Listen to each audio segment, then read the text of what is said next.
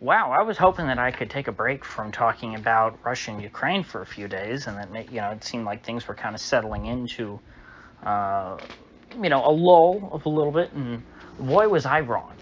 The encirclements of various Ukrainian cities continue.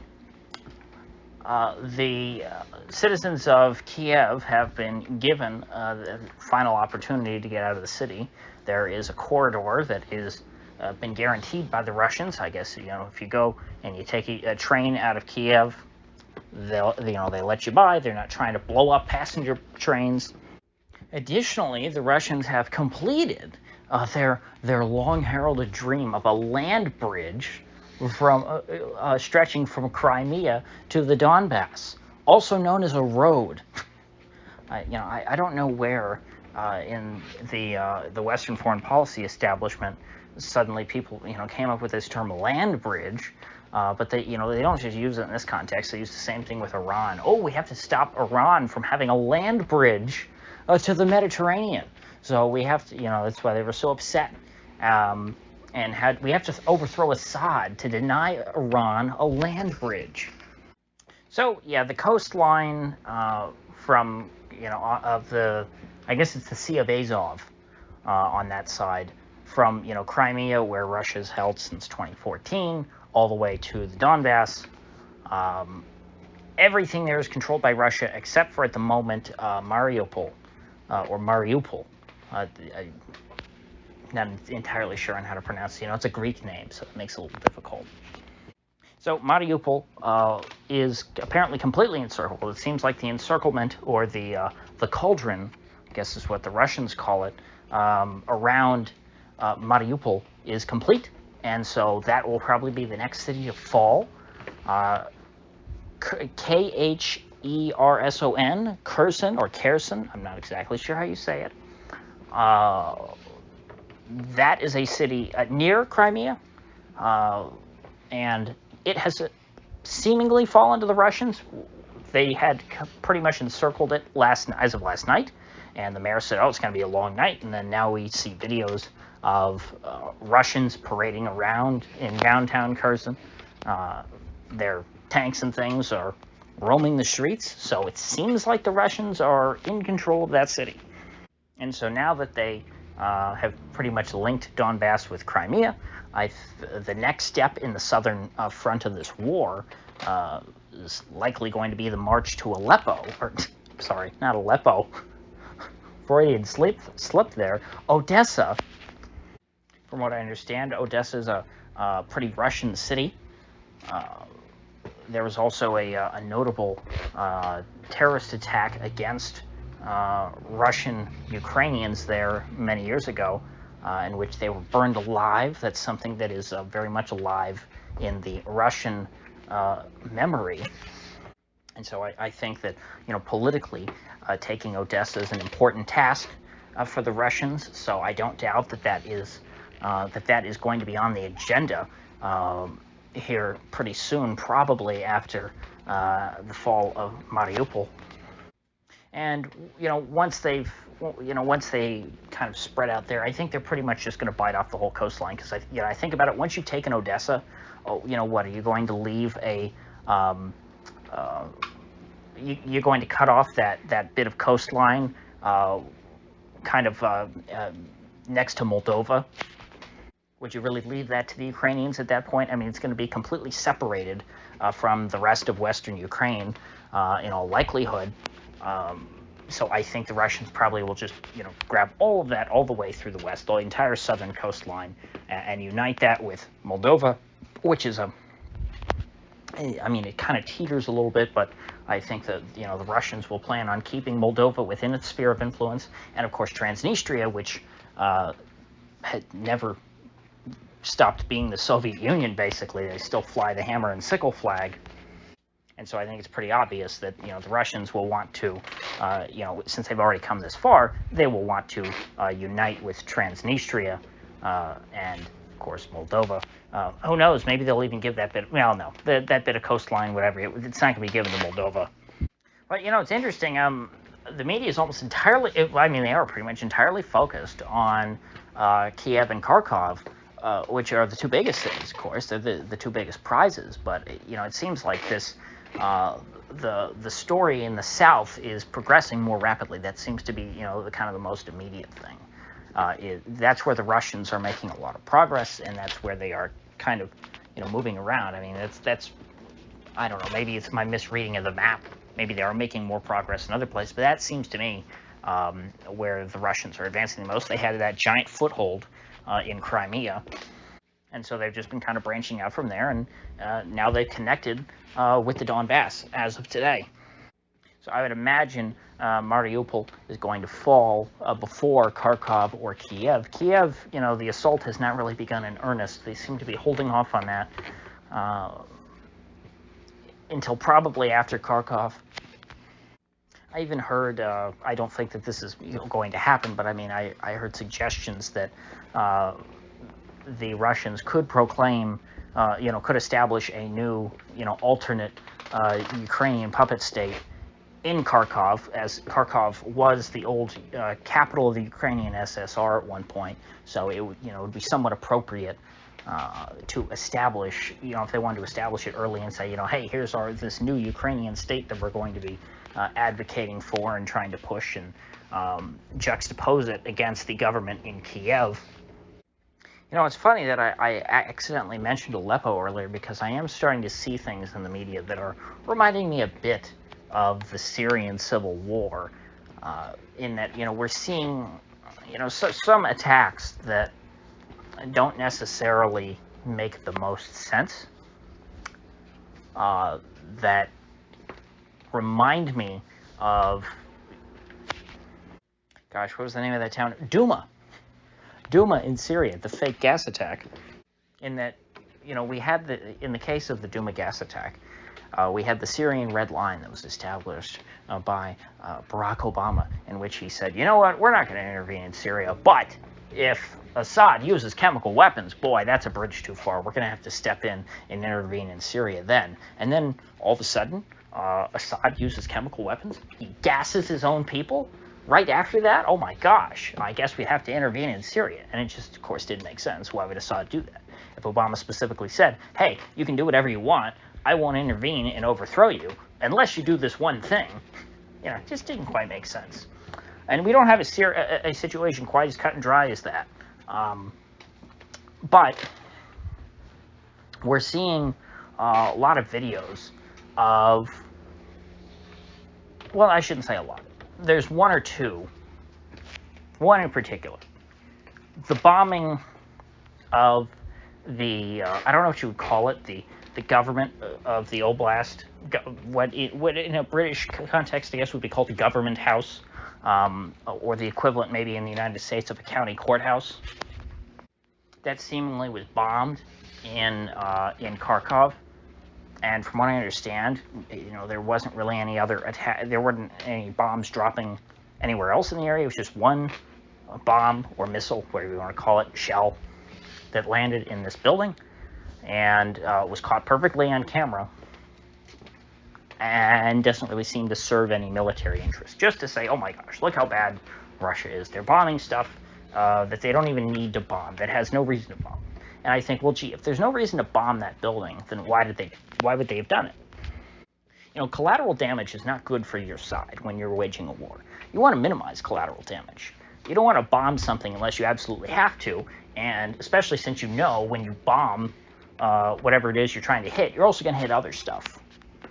You're going to hit innocent people. You might miss a little bit. You might be one or two clicks to the right and hit an elementary school. Or maybe you'll hit, a Doctors Without Borders hospital. Being from America, I can say that happened a lot with the U.S. military, because the U.S. military was at war, still is really, but had two very serious wars in Iraq and Afghanistan for multiple decades. And so constantly we got reports of, the U.S. bombing, supposed military targets, and then hitting total civilian targets. And it's not that I think that, the American soldiers are just so evil that they want to bomb a kindergarten or they want to bomb a hospital. It's that, war is really dirty. It's a dirty game. And even with the best intentions, you're going to kill a lot of innocent people. Especially now that I'm hearing that within Russia,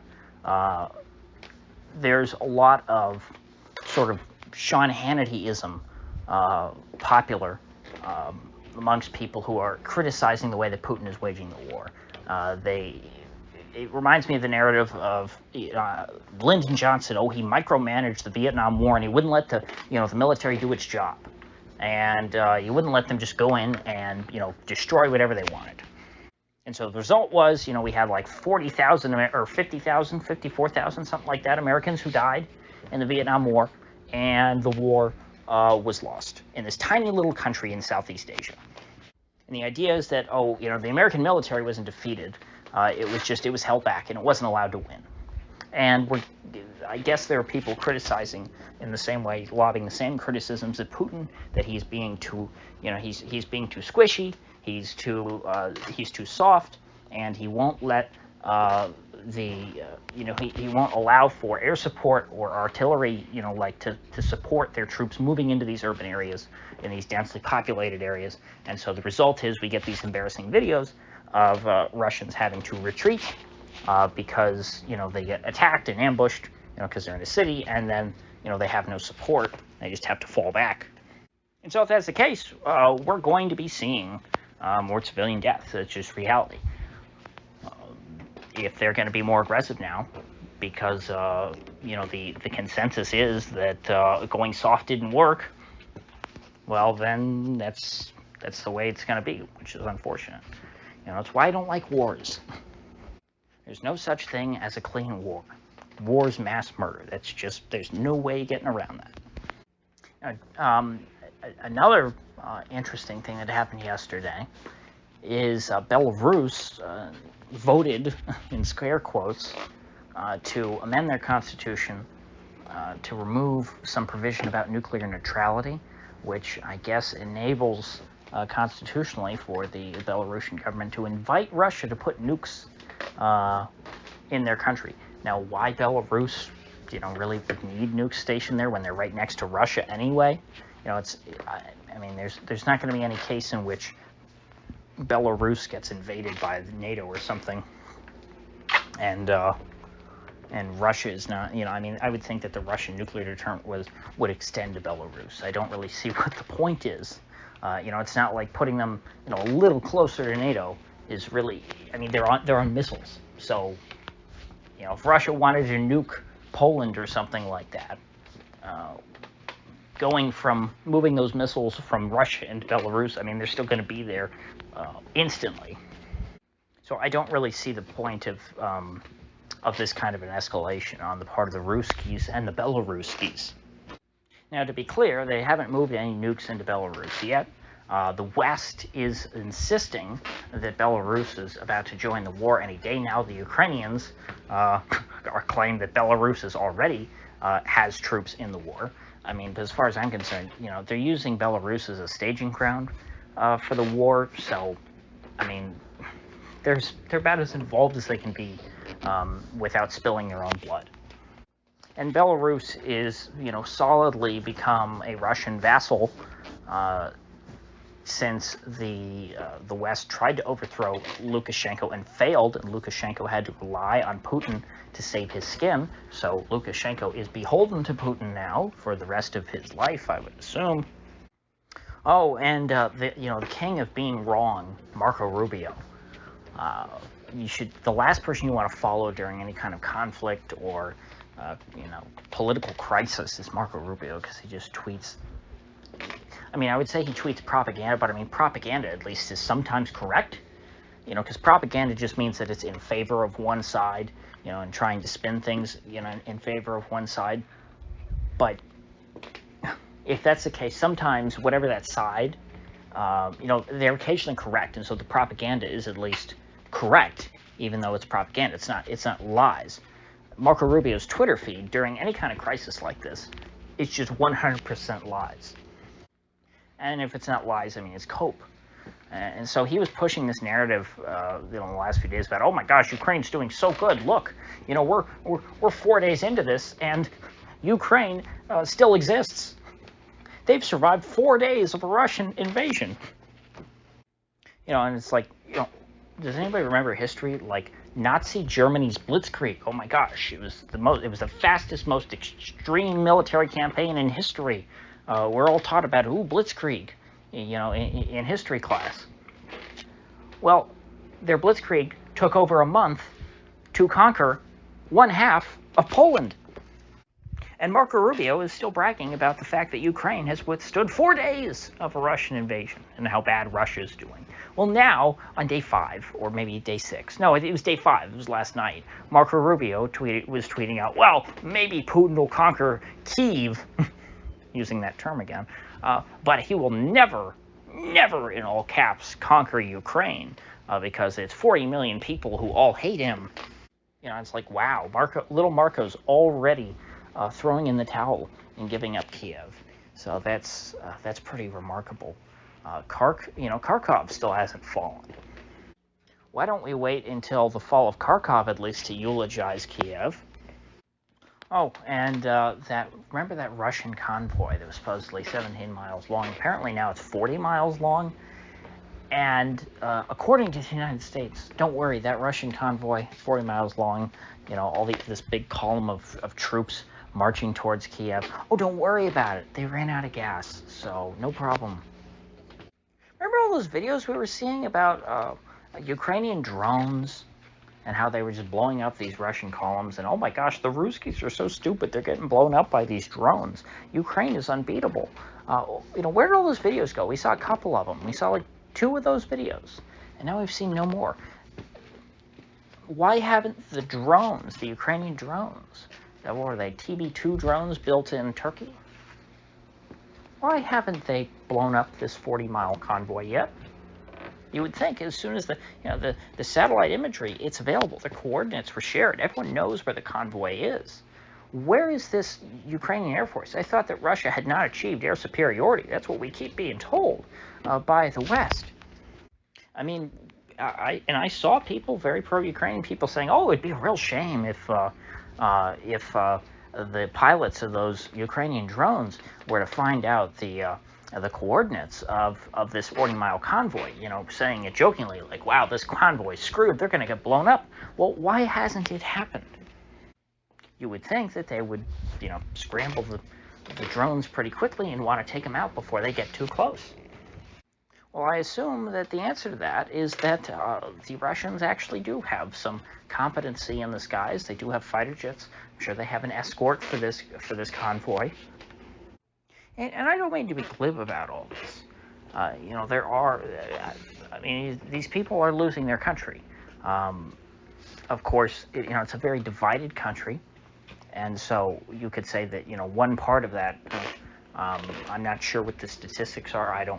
It's been a long time since I don't know if there's ever been really a fair election in Ukraine. I don't know enough about their electoral history. I know that their political system is insanely corrupt, so I don't really trust any of their past political results. But at the very least, it's divided to some extent. I don't know the proportions. I don't know what percentage, hates Russia, and what percentage it kind of thinks, okay, Russia's okay. We would like to be their friend. But it's safe to say that the portion that hates Russia is in the process of losing their country. And I do feel bad about that. I mean, it's not a nice thing.